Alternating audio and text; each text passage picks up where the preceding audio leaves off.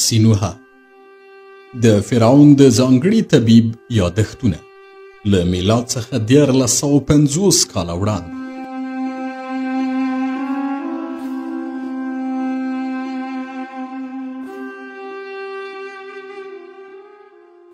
نه څلوېښتم څپرکی د غزې د بوږنوونکي مقاومت بیان.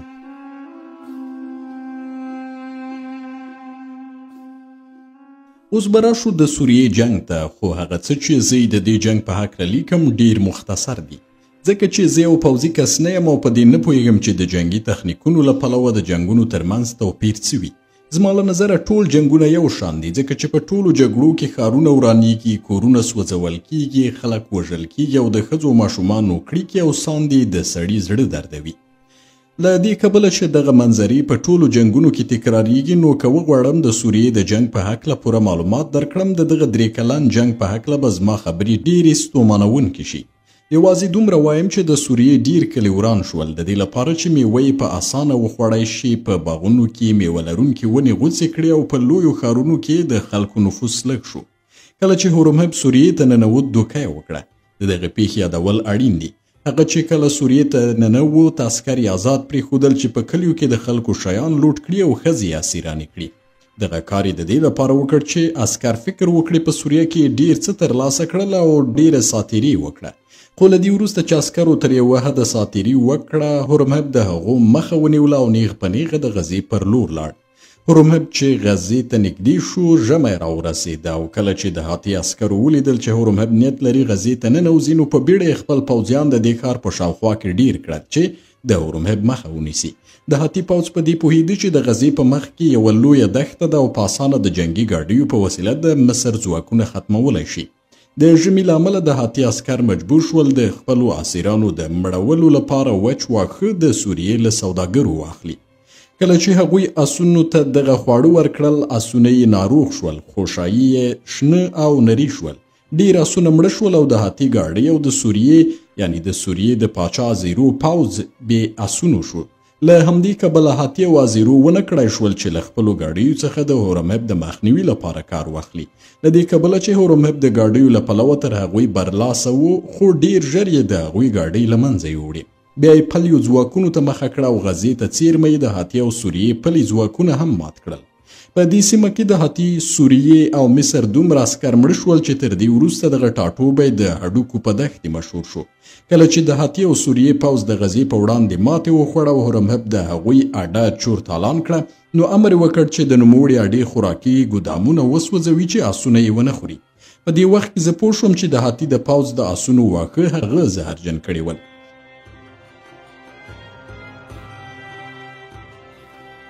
زه تر اوسه هم پوه شوی نه یم چې هورمهب څنګه د سوریې واښه پلورونکي سوداګر اړ کړي ول چې پر هاتیانو زهرجن واښه خرڅ کړي چې د هغوی اسونه ناروغ او مړه شي.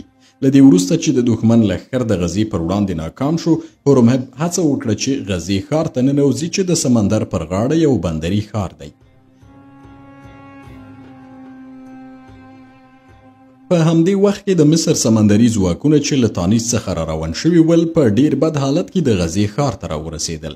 ځکه کله چې د مصر جنگي بیړۍ غزې ته ورسېدې، مجبور شوې چې د هاتي او سوریې له جنگي بیړیو سره وجنګېږي چې ځان ته لاره خلاصه کړي.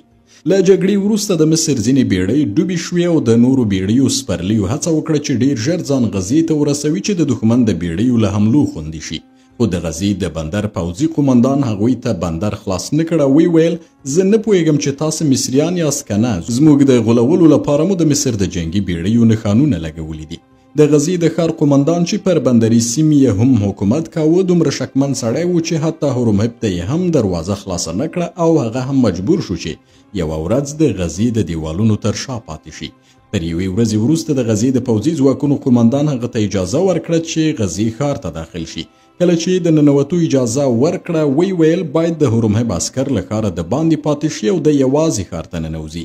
کله چې ډاډه شول دغه سړی هورمهب دی، نو بیا یې د هغه عسکرو ته هم اجازه ورکړه چې غزې ته ننوځي.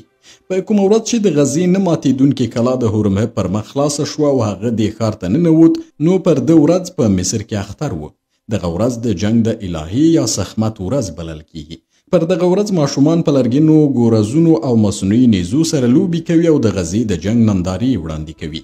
بې له شکه بل داسې ښار نه و چې د غزې په شان دي دښمن پر وړاندې مقاومت کړی وي. بل داسې پوځي قومندان هم نشته چې د دغه قومندان په شان دی له دښمن سره مقابله وکړي. نو له همدې کبله غوره ده چې زه د دې قومندان نوم په دې برخه کې ولیکم.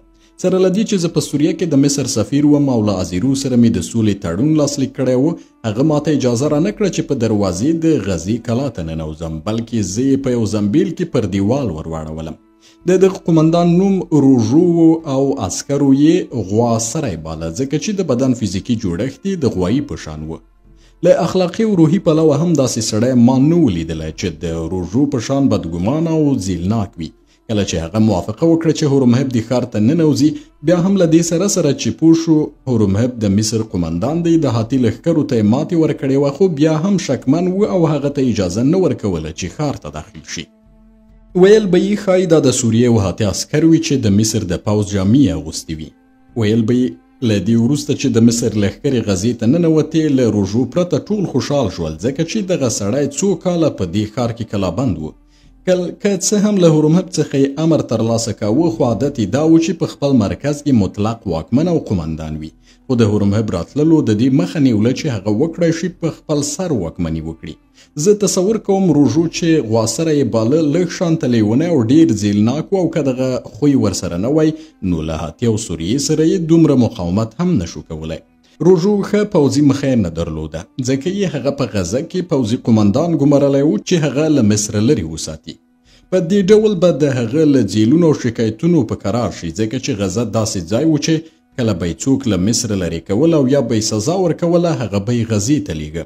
خو له دې وروسته چې ازیرو په سوریه کې بلوا وکړه او غزې مقاومت وکړ، څرګنده شوه چې روژو یو تکړه پوځي کس دی او په دې کې شک هم نشته چې که غزې لوړ او کلک دیوال نه درلود، روژو هم هلته مقاومت نشو کولی. د غزې دیوالونه یې په لویو ډبرو جوړ کړي ول. ویل به یې دغه کلا په پخوا زمانو کې دیوانو جوړه کړې ده. د هاتي عسکرو هره کلا ډېر ژر نیوله او بیا به یې ورانوله، مګر په دې کلا کې ناکام شول. د هاتي لښکر پوځي مهارتونه درلودل. د هرې کلا تر برج لاندې به یې کنده ویسته او په دې ډول به یې دغه برج وران کړ. تر دې وړاندې چې د غزې کلابندي پیل شي، دلته غزې دوه ښارونه درلودل. یو یې پخوانی ښار و چې په کلا کې دننه ودان شوی و، او بل یې نوی ښار و چې له دیوالونو د باندې جوړ شوی و.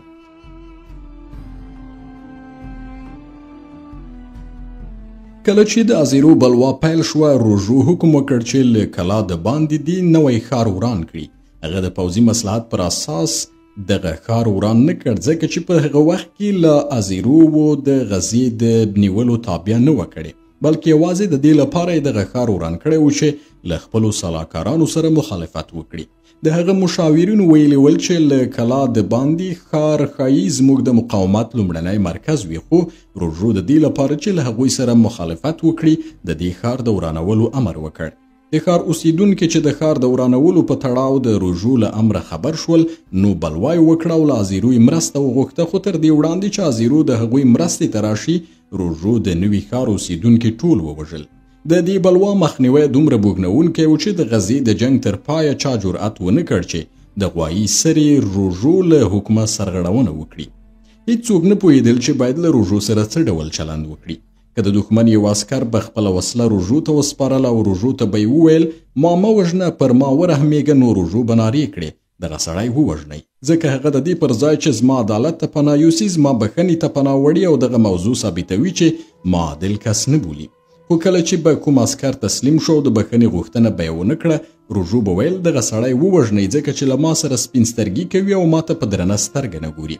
کله چې به میرمنې او ماشومان ورته راغلل او په ژړا او انګولا به یې د خپلو پلرونو او میندو لپاره چې هغه مهال د سوریې عسکر ول له روژو څخه بښنه وغوښته، نو روژو به ویل دغه کسان هم ووژنئ. ده به د دغو کسانو د وژنې دلیل دا راوړ چې دوی په دې نه پوهېږي څنګه چې د ځمکې په اړه د اسمان حکم نه بدلیږي، هماغسې د هغو کسانو په اړه چې د مصر پر خلاف بلوا کړې ده حکم نه بدلیږي.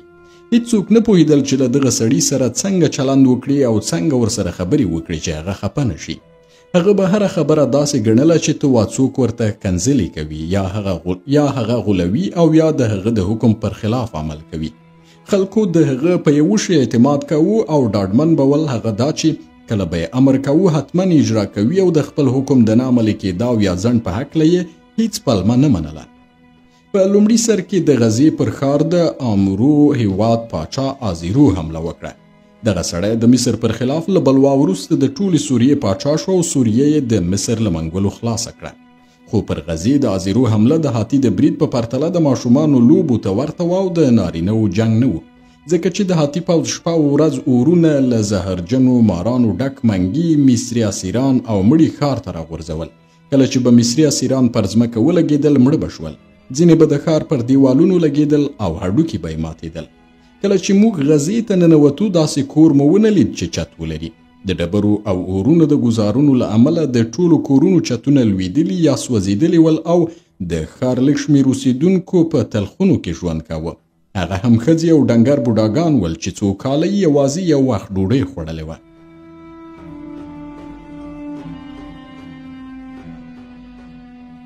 روژو د کلابندۍ له پیله ټول نارینه او ماشومان د لوېدلي دیوال پر جوړېدا ګمارلي ول او په لسو نارینه او ماشومانو کې 9 تنه ووژل شول. کله چې د ښار ژوندیو خلکو ولیدل د دې پر ځای چې خوشحال شي ښکنځلې یې کولې او پر سرونو یې خاورې بادولې. هورمهب وویل هغوی ته غوښه او غنم ورکړئ، خو ځینو چې له ډېرې مودې وروسته یې په ماړه نس ډوډۍ وخوړله مړه شول، ځکه چې د هغوی معدې څو کاله په لږو خوړو عادت شوي وي او ډېر خواړه یې ونه زغمل. کله چې د غزې ښار ته ننوتو د دغه ښار انځور هیښوونکی و. ما ولیدل چې له دیوالونو څخه د انسانانو پوستکي راځوړن شوي دي. په ښار کې د مړیو بویونه ول. موږ چې به کله روان وو پوزې به مو پټولې. دغه مړي به د هاتي عسکرو ښار ته ورګزارول چې د ښار ساتونکي د هغوی له بویه په تنګ کړي او یا دا چې د ښار ساتونکي په راز ناروغیو اخته او مړه شي. زه پر دې ورځ چې د مصر د بریالیتوب ستره ورځ وه خوشحاله نه شوم، ځکه چې ومې لیدل دغه بریالیتوب د هاتي له لوري د ډېرو ظلمونو، کړاوونو او بدبختیو له تپلو وروسته ترلاسه شوی و چې تر هغې ورځې یې ساری نه و لیدل شوی. د غویسري روژو عسکرو چې د ښار دفاع یې کوله له دې کبله چې ډېر ډنګر شوي ول خلک ترې ډارېدل، حتی هغه مړي تر دې عسکرو غټ او ښایسته ول چې د مړیو په کور کې به مومیایي کېدل. د دغو سرتیرو لاسونه او پښې د روژو له لوري د متروکو د وهلو او ډېرې لوږې له امله اوږده او نري شوي ول. پښتۍ یې له ورایه ښکارېدې او پر زنګنو یې د لوږې له کبله غدې رامنځته شوې وې. داسې سرتیري ما نه ولیدلي چې پر لاره نیغ لاړ شي. ټول پر ملا کړوپ شوي ول او سترګې د سر په کاسه کې دننه شوې وې. کله چې به یې موږ ته کتل موږ ترې ډارېدو، ځکه داسې ښکارېدل چې وحشي او داړونکي کسان راته ګوري.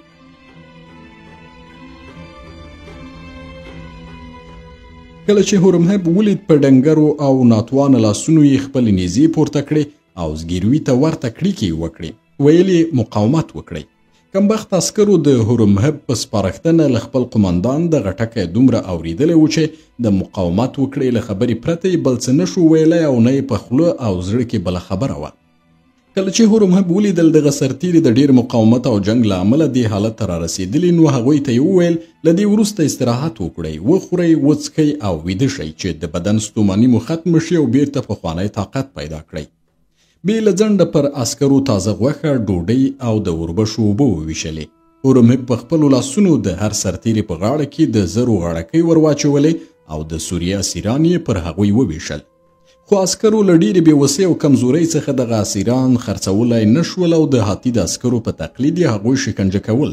د دې اوږدې مودې په کلابندۍ کې مصري عسکرو د هاتي له عسکرو زده کړي ول چې څنګه خلک شکنجه کړي او څنګه د هغوی پوستکي وباسي او پر دیوالونو یې ځوړند کړي. کله چې به له هغوی پوښتنه وشوه چې ولې د سوریې ښځې شکنجه کوئ او ولې یې نه خرڅوئ، په ځواب کې به یې ویل زموږ له نظره د سوریې نارینه او ښځې یو شان دي، هر یو چې پیدا کړو خپل غچ ترې اخلو او په شکنجې سره یې وژنو. هورمهب غوایسرې روژو ته د سرو زرو یو غټه غاړکۍ چې په ښکلو غمیو سره پسولل شوې وه او په لاس کې یې د سرو زرو یو ماتروکه وه ورکړه.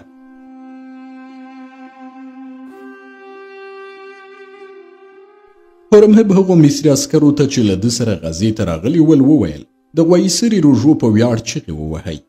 ټولو په شور و زوږ نارې کړې، ځکه کله چې ښار ته ننوتل پوه شول چې دې سړي د ښار د ساتلو لپاره څومره زیار ګاللی او څومره سرښندنه یې کړې ده.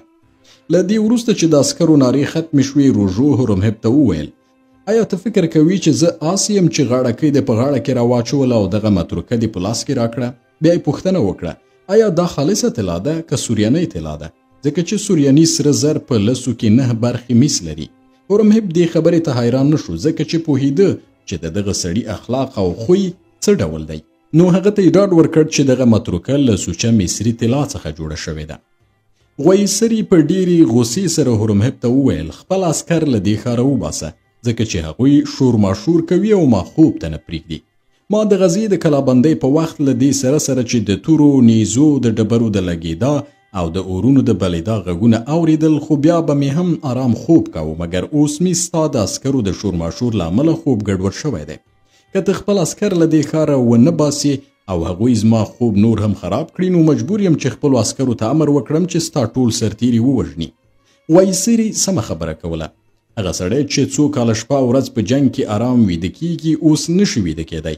په تیره بیا دا چې شپه او ورځ د پوځي وسایلو د جمع کولو او حساب په فکرونو کې وي. یوه ورځ هورمهب ته راغی او دا ځل یې په ډېرې خاکسارۍ ورته وویل هورمهبه ته د مصري پوځ قمندان او زما مشر یې له تا څخه غواړم چې ما ته سزا راکړې ځکه چې زه د سزا لیاقت لرم. هورمهب وویل ولې ته د سزا وړ یې؟ وایسري ورته وویل د دې لپاره چې هغه پوځي وسایل او تجهیزات چې تا ما ته راکړي ول او باید د هغوی حساب کتاب بیرته فرعون ته ورکړم نه پوهیږم چې څه کړي مې دي. که زما پاپیروسونه موجود وای زه پوهیدم چې دغه شیان مې څه کړي دي خو پاپیروسونه د اور په لمبو کې سوځېدلي دي او له هغه وخته چې زه نشم ویدېدلی خپله حافظه مې له لاسه ورکړې ده. زه دومره پوهیږم چې د هغو ټولو شیانو حساب کتاب چې ما ته سپارل شوی و منظم دی خو یوازې په دې نه پوهیږم چې د خرو هغه 1500 کتې یا ځل چې په ډیپو کې وي څه شوي دي. زه په دې پوهیږم چې له دغو کتو یعنې ځلونو مو استفاده نه وه کړې ځکه چې موږ له لوږې ټول خره خوړلي دي او کوم خر راپاتې نه شو چې کته پرې واچوو. نو ای هورمهبه د دغې بې پروایۍ له امله ماته د ټولو عسکرو په مخ کې په متروکو سزا راکړه چې پوه شم د فرعون مخې ته نشم تللی ځکه هغه پوځي شیان مې ورک کړي چې ما ته سپارل شوي ول.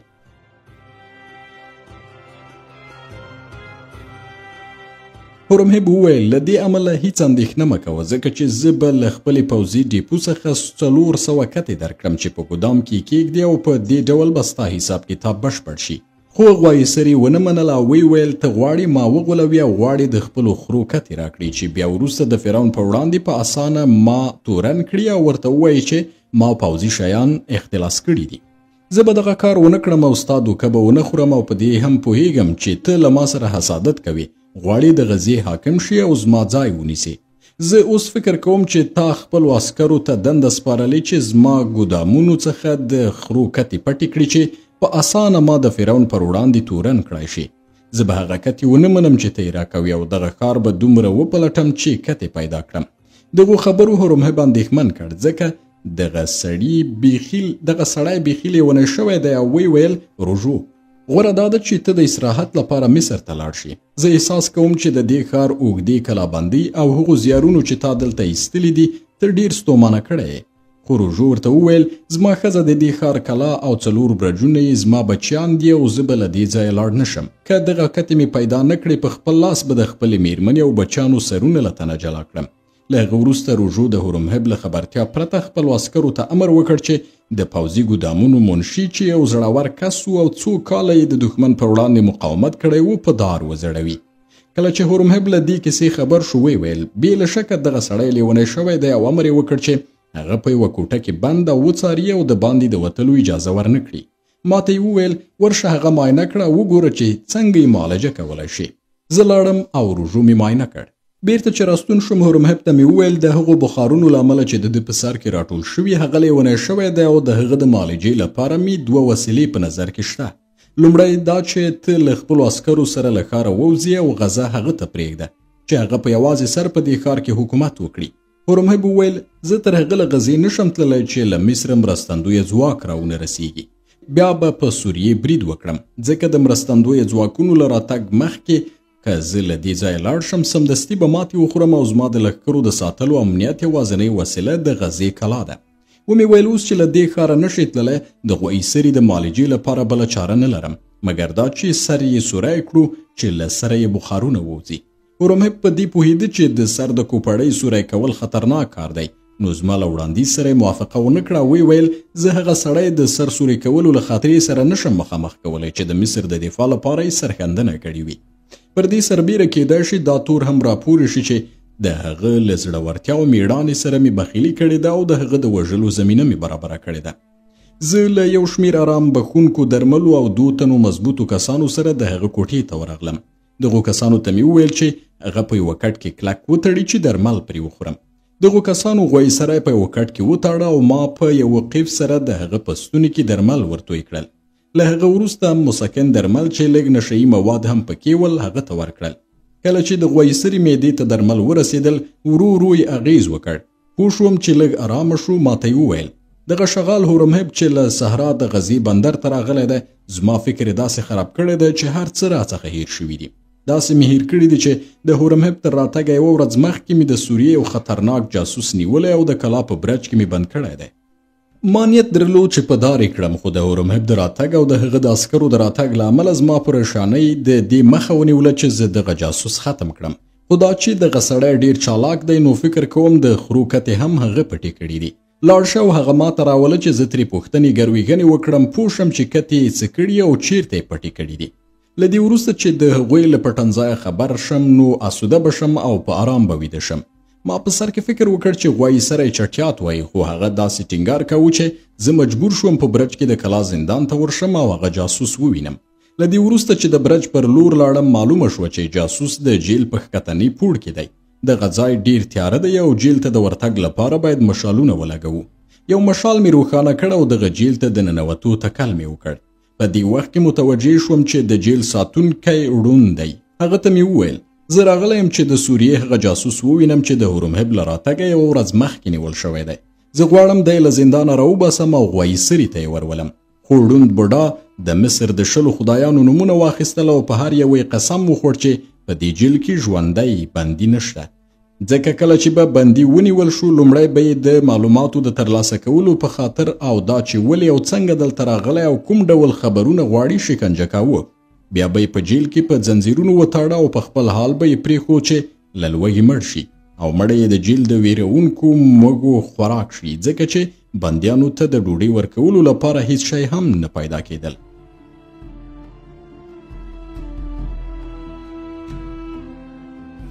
له دې سره سره چې ړانده بوډا د مصر په 10 خدایانو قسم وخوړ چې په دې جیل کې څوک ژوندی نشته، خو زه چې په خبرو پوه شوم چې درواغ وایي ځکه چې یو ریښتونی کس اړ نه دی چې په 10 خدایانو قسم وخوري.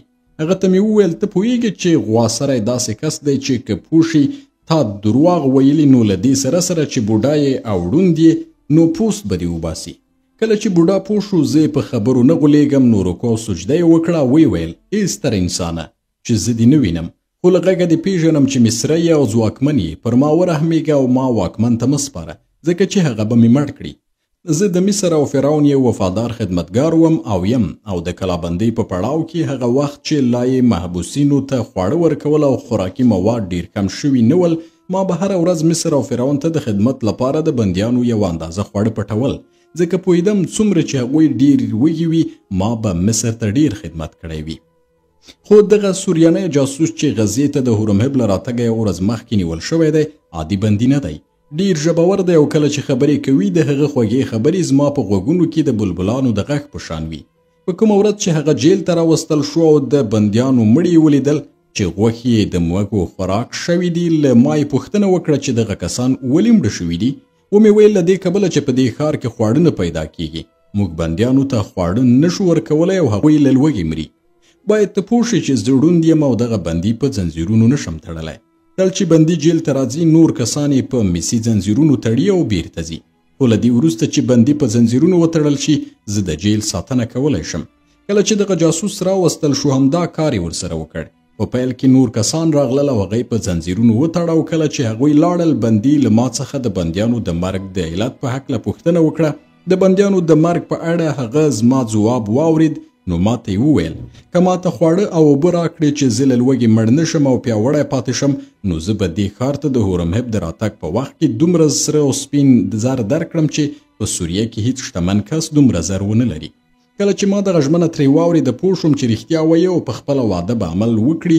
هغه به ویل پر دې سربیره چې زه به دومره سره و سپین درکړم چې لیږدول به یې درته سخت وي، ستا د سترګو معالجه به هم وکړم، ځکه چې زه یو ډاکټر هم پیژنم چې د سترګو د ناروغیو په شمول د ډیرو نورو ناروغیو په معالجه کې مشهور دی. بندي راته وویل زما دغه سترګه چې ته یې ګورې همغه ډاکټر رغولې ده او له دې وروسته چې هورمهب دې ښار ته راننوت ته به هم شتمن شي او هم به دې سترګې رڼې شي. د ځان لپاره به کور جوړ کړې، په خپل کور کې به 10 نوکران وساتي او په شواروز کې به 10 ځله د غاز غوښه خوري.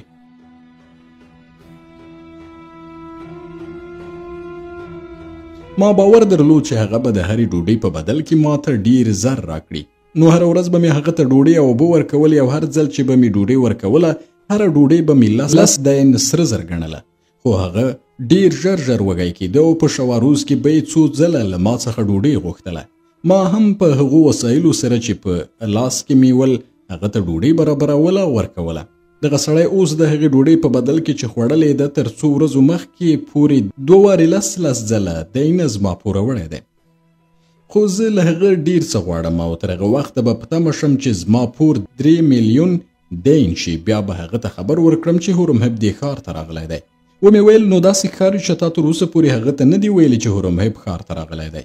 جیل ساتونکي وویل نه، که مې هغه ته ویلي وای زه به له ډېرې شتمنۍ بې برخې شوی وای، خو کله چې زما پور 3 میلیونه دین ته ورسېد بیا به هغه خبر کړم.